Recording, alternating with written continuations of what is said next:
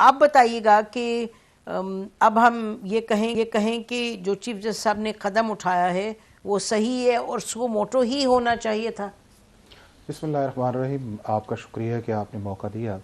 असल तो ये है कि फ़ैसला सुप्रीम कोर्ट ऑफ पाकिस्तान ने करना है, ना आपने करना है, ना मैंने करना है, ना पाकिस्तान की पॉलिटिकल पार्टीज़ ने करना है, ना ही उन जजेस ने करना है जिन्होंने वो लेटर डाला है, और ना ही ये चीज़ें चौकों चौराहों के अंदर होनी है।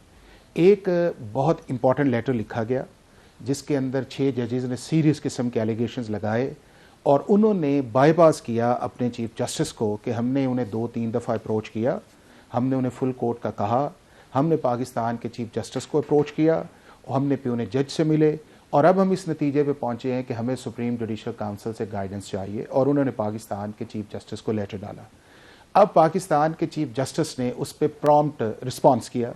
उन्होंने we've gone through that, we've gone through that, लेकिन अच्छा, मैं एक आपने बात फरमाई, मैं उस पर आना चाहती हूँ। शुरू में आपने कहा कि ये आप नहीं डिसाइड करेंगी, मैं नहीं डिसाइड करूँगा, चौकों और चौराहों में नहीं होगा, लेकिन यकीनी तौर पे एक मामला जब पब्लिक इंटरेस्ट का हो, everybody has a right to give, मैं ख़त्म कर लूँ, to give an opinion, number 1। Number 2, इस मामले पे जब सुओ मोटो नहीं लिया गया तो इस पर तनकीद हुई, 300 लॉयर्स ने खत लिखा।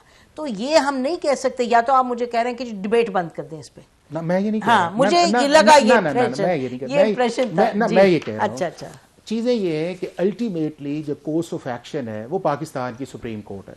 पाकिस्तान की सुप्रीम कोर्ट ने एक कोर्स ऑफ एक्शन लिया और डेफिनेटली सारे एवेन्यूज पे उन्होंने बात की होगी, और उस एवेन्यूज के बाद एक जो हमारे मामला सामने आया वो तसद्दुक जिलानी साहब वाला आया और Pakistan commission of inquiry act आया कि उसके नीचे इन्वेस्टिगेट होनी चाहिए, इंक्वायरी आनी चाहिए, और उन जजेस ने भी चीफ जस्टिस ऑफ पाकिस्तान पे ट्रस्ट किया कि जो आप वे फॉरवर्ड सजेस्ट करेंगे हमें उस पर ट्रस्ट आएगा।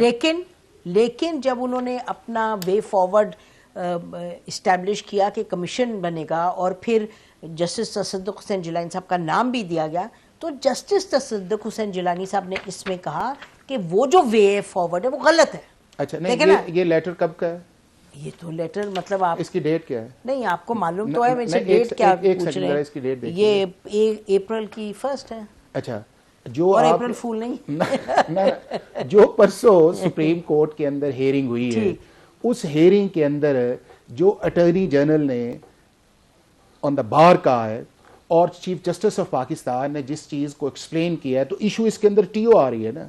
उस टीओ आज पे बात ये हुई कि प्राइम मिनिस्टर ने कहा कि तसद्दुक जिलानी साहब के पास जाएं, इन टीओ आज पे बात करें, अगर वो इसके अंदर अमेंड करना चाहते हैं तो वो अमेंड कर लें, और तसद्दुक जिलानी साहब ने अकॉर्डिंगली उसका जो स्कोप था उसे बढ़ाया। वो तो अटॉर्नी जनरल ने बताया और चीफ जस्टिस भी ऑन बोर्ड थे, नेचुरली, ठीक है। 100%। अब उसके अंदर ये आ गया और फिर आपके सामने चीफ जस्टिस का रिमार्क्स आया कि जब एक शरीफ आदमी के ऊपर इतनी तरफ से चीजें आएंगी तो इस मुल्क के अंदर कौन फिर इस एक नेकी के काम को आगे लेके जाएगा। तो मैं अब ये कहना कि सिर्फ मतलब ये क्या, मैं अगर सही समझू आपको, तो आप ये चीफ जस्टिस साहब ने तो जरूर कहा, लेकिन जब मैंने खत 2-3 दफा पढ़ा है, इसमें तो वो नहीं कह रहे कि मुझे प्रेशर है या कोई, वो तो उन्होंने 70% खत का जो है उन्होंने देखिए लिखा है कि क्यों उनका ख्याल है कि ये कोर्ट ही को और सुप्रीम जुडिशल काउंसिल को, तो उन्होंने तो जो हसनात फिर उन्हें कॉन्फ्रेंस देने की जरूरत क्या थी? फिर उन्हें कहने की क्या जरूरत थी कि ईद के बाद इसको प्रोसेस करेंगे? अगर कॉन्फ्रेंस नहीं थी या इवेंट बट था तो कैबिनेट डिवीजन को नोटिफाई करने की जरूरत क्या थी? तो फिर ये क्या मतलब कि उनके जो साहिबजादे हैं, उन्होंने तो वैसे ही वो जो 300 लोग हैं उनमें लिख दिया हुआ था कि ये जो देखिए, ये इशू नहीं है। इशू ये आया है कि इंक्वायर होना चाहिए, इन्वेस्टिगेट होना चाहिए। सुप्रीम कोर्ट ने एक मोड़ लिया। अब सुप्रीम कोर्ट के मुतालिक कहा गया कि जी ओपन कोर्ट आना चाहिए, फुल कोर्ट आना चाहिए और फिर आगे जाना चाहिए। अब भी अगर मामला आगे जाएगा तो किसी इंक्वायरी के ऊपर, किसी इन्वेस्टिगेशन के ऊपर जाएगा। अब कौन करेगा उस चीज के अंदर? आर्टिकल 184(3) के नीचे तो इंक्वायरी नहीं हो सकती, इन्वेस्टिगेशन नहीं हो सकती, उसके बाद आर्टिकल 209 के नीचे नहीं आ सकती। तो क्या सुओ मोटो से पहले अगर पाकिस्तान की सुप्रीम कोर्ट का फुल कोर्ट एक कॉग्निजेंस ले लेता है तो क्या सुओ मोटो इसके लिए जरूरी था? क्या सुप्रीम कोर्ट इसके बावजूद उसकी जुरिस्डिक्शन उसने को गिव अप की थी? अब बात यह है कि अब मूव ऑन चाहना चाहिए। अब मूव ऑन इस चीज का यह है कि अगर ये दोबारा बैठ से भी हैं उसके अंदर यही चीजें आएंगी और अल्टीमेटली फैसला किया जाएगा कि इसके ऊपर 3 मेंबर्स बैठे, 5 मेंबर्स बैठे और इसको एक कमीशन की सूरत देखे। अगर फिर आप कमीशन में जाएंगे तो आपको फिर एग्जीक्यूटिव की तरफ जाना पड़ेगा कि जी Pakistan commission of inquiry act जो है उसके नीचे इन 4 या 5 को नोटिफाई कर दें और उसके नीचे वो प्रोसेस आएगा, फिर वो अपनी रिपोर्ट सुप्रीम कोर्ट को देगा। सर्विंग जजेस के लिए सर्विंग है। अब मेरा रिटायरमेंट तो वाला ऑप्शन खत्म हो गया ना, तो अगर तसद्दुक गिलानी साहब चले गए अब तो सर्विंग वाला आ गया और जो सर्विंग आएंगे अब जो भी वो रिकमेंडेशन दे हमें उसको नहीं हाँ बिल्कुल ठीक है। मैं जरा हसनात के पास जाती हूँ। हसनात, जो मुझे समझ आई है हाफिज आप जो फरमा रहे हैं वो कह रहे हैं कि जी ये तसद्दुक हुसैन जिलानी साहब प्रेशर के अंदर आके तो मैंने ये नहीं कहा, मैंने ये कहा है कि अगर उन्होंने एक्सेप्ट कर लिया था तो इसका मतलब ये था कि उनकी कॉन्फ्रेंस थी और जो चीजें उस मीटिंग के बाद या उस हेयरिंग के बाद आई हैं किसी ने रिबट नहीं किया। उस हेयरिंग के अंदर जितने जजेस बैठे हुए थे किसी ने कॉन्फ्रंट नहीं किया जो चीफ जस्टिस और अटॉर्नी जनरल का था। और उसके बाद ये है कि जब उन्होंने कॉन्सेंट दे दी कि मैं ईद के बाद करूंगा। नहीं टाइम ज्यादा नहीं, बार बार हम वही बात करें, लेकिन आपने ये फरमाया कि चीफ जस्टिस साहब ने कहा कि इतना प्रेशर आए तो नेक लोग फिर काम छोड़ना पड़ता है। वो जनरल में उन्होंने बात तो की, हाँ फिर उसमें करना। जी जी तो जरा आप बताइएगा Hasnat, how do you see this matter? देखिए तसद्दुक हुसैन जिलानी साहब ने रजामंदी तो दी थी लेकिन उनको ये इम्प्रेशन मिला या गलत तरीके से कम्युनिकेशन सही नहीं हुई कि इस फुल कोर्ट ने आपका नाम जो है वो दिया है। अब वो फुल कोर्ट में जब जिलानी साहब ने नाम हामी भरी और उन्होंने जब राब्ते किए मुख्तलिफ वकीलों से और मुख्तलिफ साइड से तो उनको अंदाज़ा हुआ कि फुल कोर्ट में तो तकसीम है। अब कुछ जजेज हैं वो चाहते हैं कि इंक्वायरी कमीशन तो बने ही नहीं, इस मामले में वो चाहते ही नहीं है कि एग्जीक्यूटिव की तरफ। ये कंफर्म बात है जो आप जी बिल्कुल। उसके बाद उन्होंने जब ये मशवरे किए और उनको जब ये चीज़ आई रियलाइज़ हुआ और फिर उसके बाद उन्होंने देखा कि ये पोलराइज इस वक्त सुप्रीम कोर्ट में डिवीजन है तो मैं इस मामले में नहीं पढ़ूंगा। फिर इतलात हैं कि उन्होंने मिनट्स मांगे फुल कोर्ट के।